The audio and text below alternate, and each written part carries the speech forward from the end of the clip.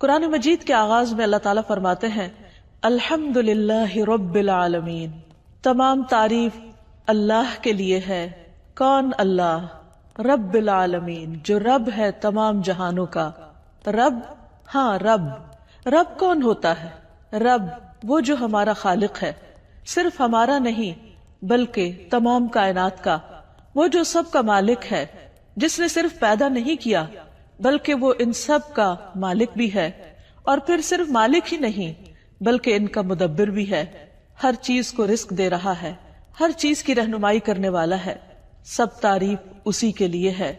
تو رب وہ ہوتا ہے جو تربیت کرتا ہے، جو پرورش کرتا ہے، جو نقص سے کمال کی طرف لے جاتا ہے، جو چھوٹے سے بڑا کرتا ہے، نشو نما دیتا ہے، بڑھاتا ہے اور مسلسل خیال رکھتا ہے۔ جہاں کہیں کوئی خرابی واقع ہو جائے وہاں وہ اصلاح بھی کرتا ہے۔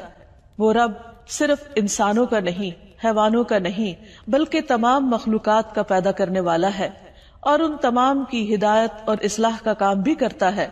قرآن مجید میں اللہ تعالیٰ فرماتے ہیں ان ربکم اللہ الذی خلق السماوات والارض فی ستۃ ایام ثم استوى علی العرش یغشی اللیل النہار یطلبہ حثیثا والشمس والقمر والنجوم مسخرات بأمرہ الا لہ الخلق والامر تبارک اللہ رب العالمین۔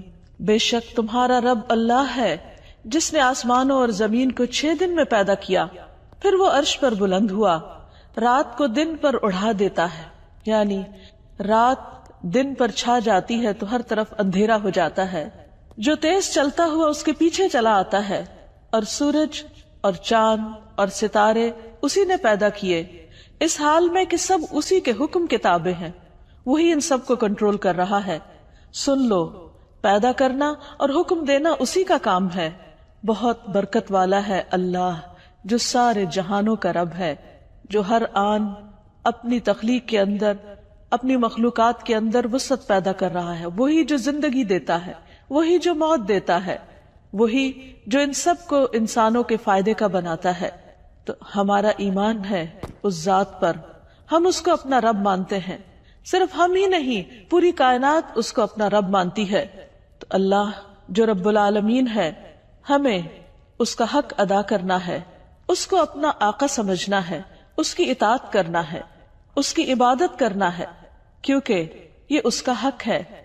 عام روزمرہ زندگی میں ہم دیکھتے ہیں کہ اگر ہم پر کوئی تھوڑا سا بھی احسان کرتا ہے، مثلا آپ کسی راستے پر بیٹھے ہوئے اور آپ کو پیاس لگی ہے، کوئی راہ گزرتا شخص آپ کے چہرے سے پہچان لیتا ہے کہ آپ پیاسے ہیں، اگر وہ چلتے ہوئے پانی کی ایک بوتل آپ کو تھما کر چلا جاتا ہے تو آپ کے دل کا اس وقت کیا حال ہوگا؟ آپ اس کی طرف کس نگاہ سے دیکھیں گے؟ آپ کے دل میں کیسے جذبات پیدا ہوں گے؟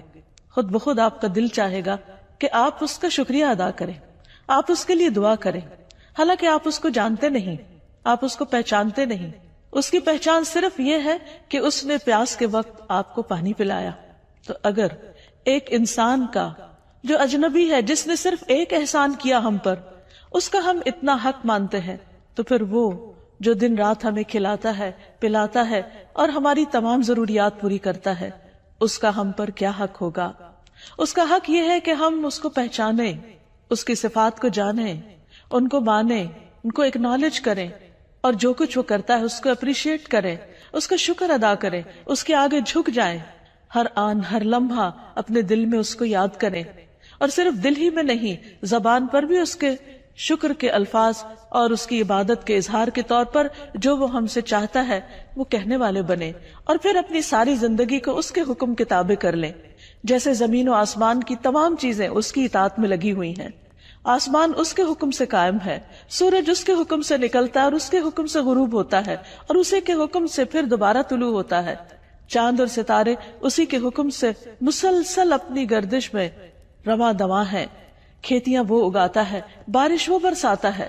یہ سب کچھ جو ہمیں نظر آتا ہے یہ خود سے خود نہیں بن گیا، یہ اسی نے پیدا کیا ہے، اور پھر پیدا کر کے وہ ان کو بھول نہیں گیا بلکہ وہ ان کی مسلسل حفاظت کر رہا ہے، ان کی پرورش کر رہا ہے۔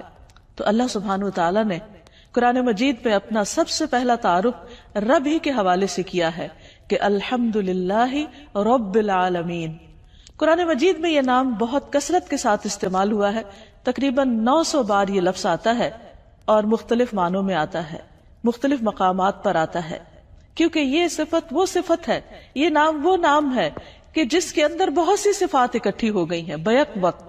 اس لیے جب بھی بندہ اللہ سے دعا مانگتا ہے تو سب سے زیادہ کثرت سے جس نام سے پکارتا ہے وہ رب ہے.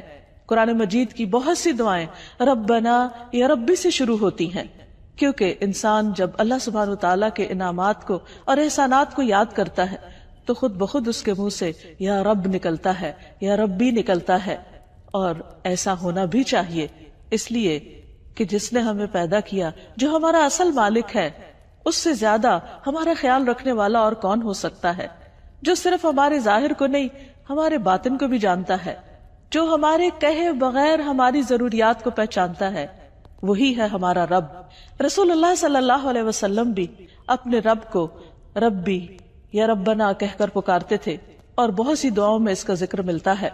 پھر اسی طرح مختلف احادیث میں آپ صلی اللہ علیہ وسلم نے اللہ سبحانہ تعالیٰ کو رب کہہ کر پکارا ہے. رب چونکہ پرورش کرتا ہے، مختلف چیزوں کی اصلاح کرتا ہے، تمام معاملات کو سنبھالتا ہے، تو وہ اپنے بندوں پر بھی بہت مہربان ہے. حدیث میں آتا ہے رسول اللہ صلی اللہ علیہ وسلم نے فرمایا، ہمارا رب تبارک و تعالی ہے، ہر رات کو آسمانی دنیا پر آتا ہے. جب رات کا آخری تہائی حصہ باقی رہ جاتا ہے وہ کہتا ہے کوئی جو مجھ سے دعا کرے تو میں اس کی دعا قبول کروں، ہے کوئی جو مجھ سے مانگے تو میں اسے بخش دوں یعنی عطا کروں، اور ہے کوئی جو مجھ سے بخشش مانگے، اپنے گناہوں کی معافی مانگے تو میں اس کے گناہ معاف کر دوں. یہ ہے وہ رب جو ہماری ہر ضرورت، نہ صرف یہ کہ مادی ضروریات بلکہ ہماری روحانی ضروریات، ہماری جذباتی ضروریات بھی پوری کرنے والا ہے. اس وقت جب سب سو رہے ہوتے ہیں، اس وقت جب سب غافل ہوتے ہیں، وہ رب جاگ رہا ہوتا ہے اور وہ اپنے بندوں کی دعائیں، آہیں، مناجات اور پکار کو سنتا ہے اور پھر وعدہ کرتا ہے کہ میں تمہیں عطا کروں گا. پھر اسی طرح وہ بندوں کے اعمال کی نگرانی بھی کرتا ہے. رسول اللہ صلی اللہ علیہ وسلم نے فرمایا، ہمارے رب کو 2 قسم کے آدمی بہت اچھے لگتے ہیں. ایک وہ جو اپنے بستر اور لحاف، اپنے گھر والوں، اپنے محلے والوں کو چھوڑ کر نماز کے لیے نکلتا ہے تو اللہ تعالیٰ فرماتے ہیں، اے میرے فرشتوں، میرے اس بندے کو دیکھو جو اپنے بستر، لحاف، اپنے گھر والوں اور محلے والوں کو چھوڑ کر نماز کے لیے آیا ہے، میرے پاس موجود نعمتوں کی رغبت میں اور میرے ہاں موجود سزا کے خوف میں. یعنی یہ بندہ مجھ سے امید بھی رکھتا ہے اور مجھ سے ڈرتا بھی ہے. دوسرا وہ آدمی جو جہاد کے لیے نکلا، جب لوگ شکست کھا کر سب بھاگ نکلے تو اسے معلوم تھا کہ میدان جنگ سے فرار کا کتنا بڑا نقصان ہے، اس کی سزا کیا ہے اور واپس لوٹ جانے میں کیا ثواب ہے. چنانچہ وہ واپس آ کر لڑتا رہتا ہے یہاں تک کہ اس کا خون بہا دیا جاتا ہے، اور یہ عمل بھی وہ صرف میری نعمتوں کے شوق میں کرتا ہے، میری سزا کے خوف سے کرتا ہے. تو اللہ تعالیٰ اپنے فرشتوں سے فرماتے ہیں، میرے اس بندے کو دیکھو جو میری نعمتوں کے شوق اور سزا کے خوف سے واپس آیا ہے اور اس کا خون بھی بہا دیا گیا ہے. ایسا شخص بھی اپنے رب کا بہت محبوب ہوتا ہے. اس حدیث سے پتہ چلتا ہے کہ اللہ سبحانہ وتعالی اپنے بندوں کے اعمال پر خوب نظر رکھتا ہے. یعنی جس وقت ایک بندہ اپنے گھر سے اٹھتا ہے، قدم باہر رکھتا ہے، مسجد کی طرف چلتا ہے تو وہ اپنے رب کی نگاہ میں ہوتا ہے. یہی ہے رب کا رب ہونا، کہ وہ مسلسل اپنی نگاہوں میں رکھتا ہے اپنے بندے کو.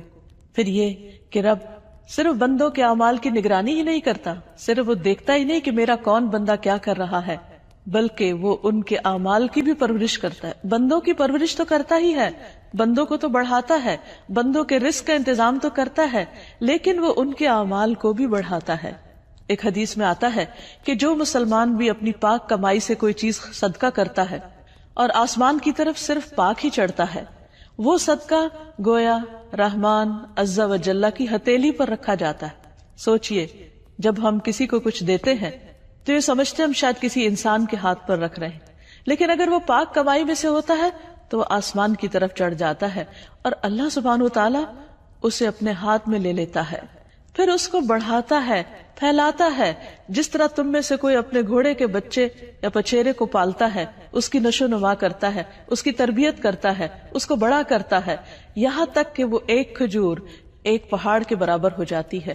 یعنی اللہ سبحانہ وتعالی نہ صرف یہ کہ اپنے بندوں سے پیار کرتا ہے، بلکہ بندوں کے اعمال کی بھی نہ صرف یہ کہ خبر رکھتا ہے بلکہ ان کی بھی افزائش کرتا ہے، ان کو بھی بڑھاتا رہتا ہے۔ پھر اسی طرح جو شخص اپنے معاملات اپنے رب کے سپرد کر دیتا ہے، یہ سوچ کر، یہ جان کر کہ میرا رب مجھے ضائع نہیں کرے گا، میرے معاملات کی خوب نگرانی کرے گا، میری مشکلات کو آسان کرے گا، تو رب اس کی امید کو توڑتا نہیں۔ ہم دیکھتے ہیں کہ کس طرح حضرت مریم کی والدہ نے اپنی بچی کو اپنے رب کے سپرد کیا۔ جب وہ پیدا ہوئی تو اس کا پورا واقعہ قرآن مجید میں آتا ہے، سورۃ آل عمران میں، فَلَمَّا وَضَعَتْهَا قَالَتْ رَبِّ إِنِّي وَضَعْتُهَا أُنثَىٰ وَاللَّهُ أَعْلَمُ بِمَا وَضَعَتْ وَلَيْسَ الذَّكَرُ كَالْأُنثَىٰ وَإِنِّي سَمَّيْتُهَا مَرْيَمَ وَإِنِّي أُعِيذُهَا بِكَ وَذُرِّيَّتَهَا مِنَ الشَّيْطَانِ الرَّجِيمِ فَتَقَبَّلَهَا رَبُّهَا بِقَبُولٍ حَسَنٍ فَتَقَبَّلَهَا رَبُّهَا بِقَبُولٍ حَسَنٍ وَأَنبَتَهَا نَبَاتًا حَسَنًا وَكَفَّلَهَا زَكَرِيَّا كُلَّمَا دَخَلَ عَلَيْهَا زَكَرِيَّا الْمِحْرَابَ وَجَدَ عِندَهَا رِزْقًا قَالَ يَا مَرْيَمُ أَنَّىٰ لَكِ هَٰذَا قالت هو من عند اللہ ان اللہ یرزق من یشاء بغیر حساب۔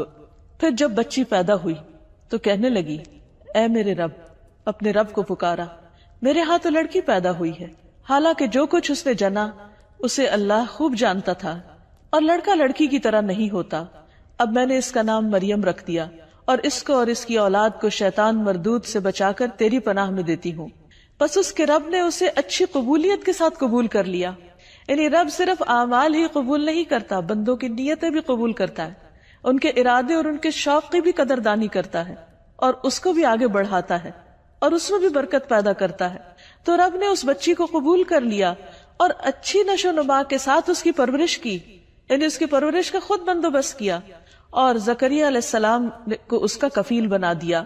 جب کبھی زکریا اس کے پاس عبادت خانے میں داخل ہوتے، حالانکہ کفالت زکریا علیہ السلام کر رہے تھے، لیکن ان کے پاس یعنی مریم علیہ السلام کے پاس کوئی نہ کوئی کھانے کی چیز پاتے تو پوچھتے، اے مریم یہ کہاں سے آیا؟ بظاہر بیرونی اسباب تو کچھ بھی نہیں تھے۔ وہ کہتی، یہ اللہ کے پاس سے، اللہ اس رزق کا بندوبست کرتا ہے، بے شک اللہ جسے چاہتا ہے بغیر حساب کے رزق دیتا ہے۔ آپ سوچئے کہ یہ حضرت مریم کی والدہ کا اخلاص تھا، ان کی نیت تھی، ان کی اللہ رب العالمین کے لیے محبت تھی، قربانی تھی، ان کا ایک عمل صالح تھا، ایک شوق اور جذبہ تھا اپنی اولاد کو اللہ کی خدمت میں وقف کرنے کا۔ تو اللہ سبحانہ وتعالیٰ نے کس طرح اس کو قبول کیا اور خود اس کی پرورش کا ذمہ لے لیا۔ یہ ہے اللہ ہمارا رب۔ جب انسان اس پر مکمل بھروسہ کرتا ہے، اس پر توکل کرتا ہے، تو وہ اس کو کافی ہو جاتا ہے۔ پھر یہاں یہ بھی یاد رہے کہ اللہ سبحانہ وتعالیٰ جو ہمارا رب ہے، وہ اکیلا ہی اس پوری کائنات کو وجود میں لایا ہے، کوئی اس کا شریک نہیں ہے، اور وہ اکیلا ہی سارا نظام چلا رہا ہے۔ اس کو اس کائنات کا نظام چلانے میں کسی انسان اور کسی فرشتے اور کسی نیک بزرگ کی ضرورت نہیں۔ اس پوری کائنات کا خالق وہی، الا لہ الخلق والامر، اور حکم بھی اسی کا چلتا ہے، وہی مدبر ہے۔ تو اسی لیے رب کے 3 معروف معنی کیے جاتے ہیں کہ وہ جو خالق ہے، وہ جو مالک ہے، اور وہ جو مدبر ہے۔ یعنی نہ صرف یہ کہ اس نے پیدا کیا اور مالک ہے، بلکہ وہ ان کی تدبیر بھی کر رہا ہے، ان سب کا نظام بھی چلا رہا ہے۔ ہوائیں اس کے حکم سے چلتی ہیں، بادل اس کے حکم سے اٹھتے ہیں، بارش اس کے حکم سے برستی ہے، زمین اس کے حکم سے پیداوار اگاتی ہے، اور جب اس کا اذن نہیں ہوتا، پھل نہیں آتا، یا اس طرح نہیں آتا جس طرح انسان چاہتا ہے، تو سب کچھ اسی کے اذن سے ہو رہا ہے۔ ایک ایک چیز، ایک ایک پھول، ایک ایک پتی، اور ایک ایک ٹہنی اور ایک ایک شاخ، اور اس کے اندر جو رنگ اور شیڈز اور جو کچھ بھی ہے، ان سب کی تدبیر، پلاننگ خود اس نے فرمائی۔ اور پھر کس طرح ہر سال خزاں کے موسم میں پتے جھڑ جاتے ہیں، ان پر موت آ جاتی ہے، اور پھر کس طرح دوبارہ ان مردہ پودوں کو دوبارہ زندہ کر دیتا ہے، اور پھر ہر چیز کا انتظام اس احسن طریقے سے کیا کہ مثلا صحرا کے اندر جو پودے اگتے ہیں ان کا انداز کچھ اور ہے، ان کی گہری زمین میں اتری ہوئی جڑیں ہوتی۔ یہ ساری پلاننگ کس نے کی کہ کس جگہ کیسے پودے اگیں گے؟ وہ جڑیں زمین کے اندر دور ڈیپ روٹیڈ اس لیے ہوتی ہیں تاکہ جب بارشیں نہ برسے اور ہر طرف خشک سالی ہو تو زمین کے اندر کی تری سے وہ رزق حاصل کر سکے۔ اسی طرح جہاں بارشیں زیادہ ہوتی ہیں وہاں اور طرح کی نباتات اور پیداوار ہوتی ہے۔ یہ سب کچھ صرف ایک اکیلا رب ہی کر رہا ہے، اور کوئی اس کے ساتھ نہ تخلیق میں شریک ہے اور نہ نظام چلانے میں شریک ہے اور نہ ہی بندوں کی پرورش میں کوئی اور شریک ہے۔ پھر وہ رب کسی کا محتاج بھی نہیں، کیونکہ اگر وہ محتاج ہوتا کسی کی مدد کا، کسی کے تعاون کا، تو یہ کائنات کا نظام چل ہی نہیں سکتا تھا۔ اسی لیے ہم دیکھتے ہیں کہ توحید اسی وقت مکمل ہوتی ہے جب اللہ کے سوا کسی اور کو خالق اور مالک نہ مانا جائے، چونکہ اللہ سبحانہ و تعالیٰ کے ناموں کے ساتھ ہمیں پکارنے کا حکم ہے۔ اللہ تعالیٰ فرماتے وَلِلَّهِ الْأَسْمَاءُ الْحُسْنَى فَادْعُوهُ بِهَا، کہ اللہ کے لیے ہیں اچھے اچھے نام، ان ناموں کے ذریعے تم اس کو پکارو، یعنی اس سے دعائیں مانگو، کیونکہ دعا عبادت ہے اور عبادت کے لیے ہمیں پیدا کیا گیا ہے، اور جب ہم اس کو پکارتے ہیں تو یہ پکارنا اس کو پسند آتا ہے اور وہ ہم سے راضی ہوتا ہے، خوش ہوتا ہے، اور خصوصاً جب اس کے ناموں کے ساتھ اس کو پکارا جائے، اس کی صفات کے ساتھ اس کو پکارا جائے، تو یہ قبولیت کا ذریعہ بنتا ہے، کیونکہ ہر پکارنے والا یہ چاہتا ہے کہ اس کی پکار سن لی جائے، اس کی دعا سن لی جائے، اس کی دعا قبولیت کا درجہ پا جائے۔ تو ابو ہریرہ رضی اللہ عنہ کہتے ہیں کہ سب سے زیادہ مکمل دعا یہ ہے کہ آدمی یوں کہے اللہم انت ربی، اے اللہ تو میرا رب ہے، وَأَنَا عَبْدُكَ، اور میں تیرا بندہ ہوں، میں تیری عبادت کے لیے پیدا کیا گیا ہوں، ظلمت نفسی، میں نے اپنی جان پہ بہت ظلم کیے، میں نے تیری عبادت کا حق ادا نہیں کیا، وَاعْتَرَفْتُ بِذَنْبِي، اور میں اپنے گناہوں کا اعتراف بھی کرتا ہوں، میں ان کو مانتا ہوں کہ واقعی میں گناہ گار ہوں، یا ربی، اے میرے رب، فاغفر لی، تو مجھے معاف کر دے، فاغفر لی ذنبی، تو میرے گناہ کو معاف کر دے، انک انت ربی، کیونکہ تو میرا رب ہے، تو معاف نہیں کرے گا تو کون کرے گا، تیرا در چھوڑ کر کس کے پاس جاؤں، انہ لا یغفر الذنوب الا انت، کیونکہ تیرے سوا کوئی گناہوں کو معاف نہیں کر سکتا۔ تو یہ نہایت خوبصورت دعا رسول اللہ صلی اللہ علیہ وسلم نے ہمیں سکھائی ہے، جو ہمارا اور رب کا رشتہ مضبوط کرتی ہے، رب کے ساتھ تعلق کو گہرا کرتی ہے، اور یوں محسوس ہوتا ہے جیسے ایک بندہ ہر طرف کی پریشانیوں اور دکھوں سے نکل کر اپنے رب کی بارگاہ میں اس کی جناب میں سرگوشیاں کر رہا ہے کہ یا رب بس تو ہی میرا ہے، اس لیے کہ تیرے سوا اور کوئی نہیں جو میری اس حالت کو سمجھ بھی سکے، کیونکہ بعض اوقات انسان کے اوپر ایسا دکھ اور ایسی تکلیف ہوتی ہے کہ دوسرے لوگ اظہار ہمدردی کرتے بھی رہے تو وہ اس کے لیے کچھ کر نہیں سکتے، خاص طور پر جب بندے کو یہ احساس ہوتا ہے کہ اس نے اپنے منعم، اپنے محسن، اپنے رازق، اپنے خالق، اپنے مالک اور سب کچھ دینے والے کا حق ادا نہیں کیا۔ جب اس کا احساس شرمندگی بڑھ جاتا ہے تو پھر وہ صرف اسی کے پاس جا کر سرگوشیاں کرتا ہے اور اس کے سامنے اپنے گناہوں کا اعتراف کر کے معافی چاہتا ہے، تو رب اس کو معاف کر دیتا ہے اور اس کے درجات بڑھا دیتا ہے۔ ہم دیکھتے ہیں کہ اللہ کے جلیل القدر پیغمبروں نے بھی اس نام کے ساتھ اپنے رب کو پکارا۔ ابراہیم علیہ السلام، جن کو اللہ نے اپنا دوست کہا، ان کے بارے میں آتا ہے سورۃ البقرہ میں وَإِذْ يَرْفَعُ إِبْرَاهِيمُ الْقَوَاعِدَ مِنَ الْبَيْتِ وَإِسْمَاعِيلُ رَبَّنَا تَقَبَّلْ مِنَّا إِنَّكَ أَنْتَ السَّمِيعُ الْعَلِيمُ، اور جب ابراہیم اس گھر کی بنیادیں اٹھا رہے تھے، یعنی خانہ کعبہ تعمیر کر رہے تھے، اور ان کے بیٹے اسماعیل بھی ان کے ساتھ تھے، تو دونوں اللہ کا گھر تعمیر کرتے ہوئے، اتنی بڑی سعادت حاصل کرتے ہوئے یوں اپنی بندگی کا اعتراف کرتے ہیں کہ ربنا تقبل منا، اللہ تو ہم سے قبول کر لے۔ کس قدر عاجزی اور انکساری کا اظہار ہے، اور اپنے رب کو راضی کرنے کا طریقہ کہ ربنا تقبل منا انک انت السمیع العلیم، کیونکہ تو سننے والا ہے، تو جاننے والا ہے، تو ہمارے دلوں کی آہیں، دلوں کی پکار اور ہماری سسکیوں تک سے واقف ہے، ان خیالات تک سے واقف ہے جو ہم تیرے بارے میں رکھتے ہیں۔ یا رب تو اس چھوٹی سی کوشش کو قبول فرما۔ اور یہی حال اللہ کے باقی نیک بندوں کا ہوتا ہے، وہ رب کی جتنی بھی عبادت کر لیں، ان کی زبان پر یہی ہوتا ہے کہ اے رب تیری عبادت کا حق ہم ادا نہ کر سکے، جو بھی ٹوٹی پھوٹی کوشش ہم نے کی تو اسے قبول فرما لے۔ بلکہ سب کچھ کرنے کے بعد بھی ان کی نظر اپنے کیے پر نہیں ہوتی، اپنی غلطیوں اور خطاؤں پر ہوتی ہے، اور وہ رب کو پکارتے رہتے ہیں ربنا لا تؤاخذنا ان نسینا او اخطأنا، اے ہمارے رب تو ہمارا مواخذہ نہ کرنا، تو ہمیں نہ پکڑنا اگر ہم بھول جائیں یا ہم خطا کر لیں۔ ربنا ولا تحمل علينا اصرا كما حملته على الذين من قبلنا، اے ہمارے رب ہم پر کوئی بھاری بوجھ نہ ڈال جیسے تو نے ہم سے پہلے لوگوں پر ڈالا. ربنا ولا تحملنا ما لا طاقت لنا به، اے ہمارے رب ہم سے وہ چیز نہ اٹھوا جس کے اٹھانے کی ہم میں طاقت نہیں. واعف عنا، تو ہم کو معاف کر دے، ہمیں بخش دے. واغفر لنا، ہماری بخشش فرما دے. وارحمنا، ہم پہ رحم فرما. انت مولانا، تو ہی ہمارا مولا ہے. فانصرنا علی القوم الکافرین، سو کافر لوگوں کے مقابلے میں ہماری مدد فرما. پھر اسی طرح ہم دیکھتے ہیں کہ باقی پیغمبروں نے بھی مشکل حالات اور اوقات میں اپنے رب کو اسی طرح پکارا. مثلا نوح علیہ السلام نے جب کشتی پر سوار ہو گئے تو پکارا رب انزلنی منزلا مبارکا، اے میرے رب مجھے مبارک جگہ اتارنا. وانت خیر المنزلین، اور تو بہترین اتارنے والا ہے. موسیٰ علیہ السلام جب فرعون سے بھاگ کر مدین کی طرف گئے تو وہاں پہنچ کر اپنے رب کو پکارتے ہیں رب انی لما انزلت الی من خیر فقیر، اے میرے رب جو بھی خیر تو نازل کر دے میں اس کا محتاج ہوں. اتنے جلیل القدر پیغمبر اپنے دکھ اور تکلیف کے عالم میں جب اپنے خالق و مالک کو پکارتے ہیں تو انہی الفاظ میں اے میرے رب، اے جس نے مجھے پیدا کیا، جس نے مجھے رزق دیا، جس نے مجھے سکھایا، جس نے مجھے تعلیم دی، جس نے میری رہنمائی کی، مجھے ہدایت دی، مجھے اپنی پہچان کرائی، وہی اس مشکل کے وقت میں میری مدد فرمائے. نبی صلی اللہ علیہ وسلم نے جس استغفار کو سید الاستغفار کہا ہے اس میں بھی اللہ کے رب ہونے کا اقرار ہے. اللہم انت ربی، اے اللہ تو میرا رب ہے. لا الہ الا انت، تیرے سوا کوئی معبود نہیں. خلقتنی، تو نے ہی مجھے پیدا کیا ہے، یعنی تو میرا رب ہے، تو نے ہی مجھے پیدا کیا.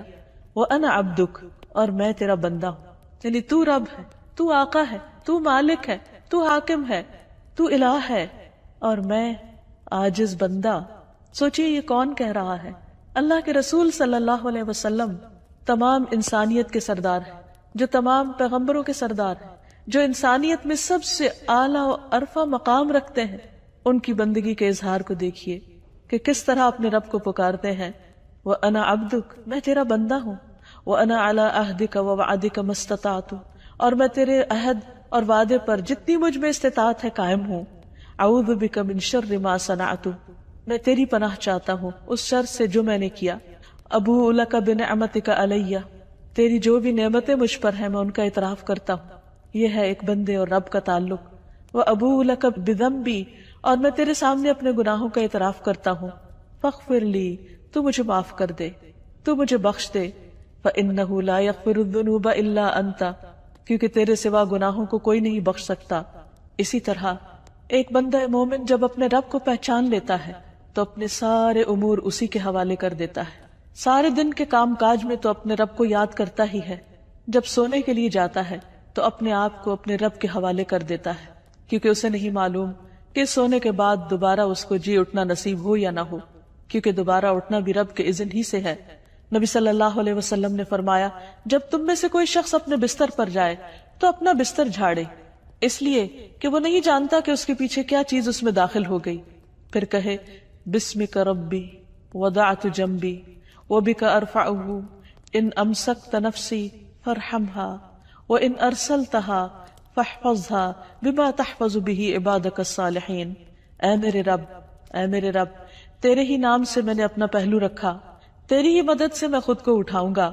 اگر تو میری روح کو قبض کر لے تو اس پر رحم کر دینا، اور اگر اس کو چھوڑ دے تو اس کی حفاظت کرنا جیسے تو اپنے نیک بندوں کی حفاظت کرتا ہے. یہ ہے بندے اور رب کا حقیقی تعلق کہ بندہ اپنا سب کچھ اپنے رب کے حوالے کرتا ہے. اور یہ اس وقت ہوتا ہے جب بندہ اپنے رب کو پہچان لیتا ہے کہ حقیقت میں ہر چیز کی کیئر وہی کرتا ہے، وہی ہر چیز کو سنبھالنے والا ہے. نہ صرف یہ کہ انسان بلکہ ہم دیکھتے ہیں کہ کائنات کی ہر چیز اپنے رب کو پکارتی اور اپنے رب کو پہچانتی ہے. مثلاً وہ مشہور واقعہ جو قرآن مجید میں آتا ہے ہدہد کا، کہ کس طرح اس نے سلیمان علیہ السلام کو ایک قوم کی حالت آ کر بتائی کہ وہ اللہ کے سوا دوسروں کو پوجتی ہے. اس نے کہا وہ اللہ کو چھوڑ کر سورج کو سجدہ کرتے ہیں، اور شیطان نے ان کے لیے ان کے اعمال خوبصورت بنا دیے ہیں اور انہیں اصل راستے سے روک دیا ہے، اس لیے وہ ہدایت نہیں پاتے. تاکہ وہ اللہ کو سجدہ نہ کرے جو آسمانوں اور زمین میں چھپی چیزوں کو نکالتا ہے اور جانتا ہے جو تم چھپاتے اور ظاہر کرتے ہو۔ اللہ وہ ہے جس کے سوا کوئی معبود نہیں اور جو رب ہے عرش عظیم کا۔ یہ ہدہد کہہ رہا ہے کہ اللہ کون ہے جو عرش عظیم کا رب ہے۔ تو سوچئے اگر ایک چھوٹا سا پرندہ اپنے رب کو پہچانتا ہے تو انسان کا کیا فرض بنتا ہے کہ وہ اپنے رب کو کس طرح پہچانے اور کتنی معرفت اس کی حاصل کرے۔ اسی طرح جنت اور جہنم بھی اپنے رب کو پکارتے ہیں۔ رسول اللہ صلی اللہ علیہ وسلم نے فرمایا، جہنم نے اپنے رب کی حضور شکایت کی اور کہا، اے میرے رب، میرے بعض حصے بعض کو کھا رہے ہیں، یعنی آگ اتنی شدید ہے کہ ایک حصہ دوسرے کو کھا رہا ہے۔ تو اللہ تعالیٰ نے اسے 2 سانسوں کی اجازت دی، ایک سانس سردی میں اور ایک گرمی میں۔ تم انتہائی گرمی اور انتہائی سردی جو موسموں میں دیکھتے ہو تو اس کا یہی سبب ہے۔ اسی طرح رحم بھی رب کو پکارتا ہے۔ نبی صلی اللہ علیہ وسلم نے فرمایا، رحم رحمان سے نکلا ہے، جو قیامت کے دن آئے گا اور عرض کرے گا، اے میرے رب، یعنی رحم بھی رب کہہ کے پکارے گا، مجھے توڑا گیا، مجھے کاٹا گیا، مجھ پہ ظلم کیا گیا، اے میرے رب، میرے ساتھ برا سلوک کیا گیا۔ اللہ تعالیٰ اسے جواب دے گا، کیا تو اس بات پر راضی ہے کہ میں اسے جوڑوں جو تجھے جوڑے اور اسے کاٹوں جو تجھے کاٹے؟ شیطان جو اللہ کا نافرمان ہے، لیکن جب اللہ سبحانہ وتعالیٰ سے ہم کلام ہوتا ہے تو رب کہہ کے پکارتا ہے۔ ابو سعید خدری سے مروی ہے کہ میں نے نبی صلی اللہ علیہ وسلم کو یہ فرماتے ہوئے سنا کہ شیطان نے کہا تھا کہ اے میرے رب، مجھے تیری عزت کی قسم، میں تیرے بندوں کو اس وقت تک گمراہ کرتا رہوں گا جب تک ان کے جسم میں روح رہے گی، یعنی مرتے دم تک۔ اور رب نے فرمایا، مجھے اپنی عزت اور جلال کی قسم، جب تک وہ مجھ سے معافی مانگتے رہیں گے میں انہیں معاف کرتا رہوں گا۔ اسی طرح ہم دیکھتے ہیں کہ زمین بھی اپنے رب کو پہچانتی ہے اور وہ بھی اپنے رب ہی کو پکارے گی قیامت کے دن۔ نبی صلی اللہ علیہ وسلم نے فرمایا، جب تم میں سے کسی کی موت کسی زمین میں ہوتی ہے تو اسے وہاں جانے کی ضرورت پیش آ جاتی، اور جب وہ اپنے اس انتہائی مقام تک پہنچ جاتا ہے تو اللہ تعالیٰ اس بندے کی روح قبض کر لیتا ہے، اور قیامت کے دن وہاں کی زمین کہے گی، اے میرے رب، تیری یہ امانت حاضر ہے۔ اسی طرح سورج بھی اپنے رب کو پکارتا ہے۔ ہر روز جب سورج اپنے آخری مقام پر غروب ہوتا ہے تو دوبارہ نکلنے کے لیے رب سے اجازت چاہتا ہے، کہتا ہے، یا رب ان مسیری بعید، اے میرے رب، میرا سفر بہت لمبا ہے۔ لیکن انسان کے بارے میں اللہ سبحانہ وتعالیٰ شکوہ کرتے ہیں کہ ان الانسان لربہ لکنود، کہ بے شک انسان اپنے رب کا بڑا ہی ناشکرا ہے۔ وانہ علی ذلک لشہید، اور انسان اس بات پر خود گواہ بھی ہے کہ وہ رب کا حق ادا نہیں کرتا، اس کی ساری نعمتیں استعمال کرتا ہے، کھانا پینا، باقی تمام ضروریات، حتیٰ کہ نیند اور زندگی میں چلنا پھرنا، یہ سب کچھ رب کے دیے ہی سے ہو رہا ہے۔ لیکن ان میں سے کتنی چیزوں کو بندہ اپنے رب کی مرضی کے مطابق استعمال کرتا ہے۔ یہی تو دراصل ناشکرا پن ہے کہ نعمتیں کسی نے دی اور استعمال کسی اور کی خوشی میں ہو رہی ہیں، یا اپنے نفس کی یا شیطان کی، جب بندہ اپنے رب کی نافرمانی کرتا ہے۔ اور فرمایا، وَإِنَّهُ لِحُبِّ الْخَيْرِ لَشَدِيدٌ، وہ مال کی محبت میں بڑا سخت ہے، یعنی جتنی محبت اپنے رب سے کرنی چاہیے اس سے بڑھ کر وہ اپنے مال کے ساتھ محبت کرتا ہے، اس لیے کہ وہ اپنی زندگی کا بہترین حصہ، اپنے اوقات کا بہترین حصہ، اپنے دن کا بہترین حصہ مال کمانے میں زیادہ لگاتا ہے بنسبت رب کی عبادت کے۔ تب کرنے کا کام کیا ہے؟ ہمیں کیا کرنا چاہیے؟ ہمیں سب سے پہلے رب کا تعارف حاصل کرنا چاہیے، رب کو پہچاننا چاہیے۔ کیسے؟ ایک تو کائنات کی نشانیوں سے، کہ کوئی بھی چیز جو دیکھیں اس کی ساخت پر غور کریں، اس کے فنکشنز پر غور کریں، اس کے فائدوں پر غور کریں، اور پھر سوچیں کہ یہ کس نے بنائے اور اس نے یہ سب کچھ کیوں بنایا، کس کے لیے بنایا؟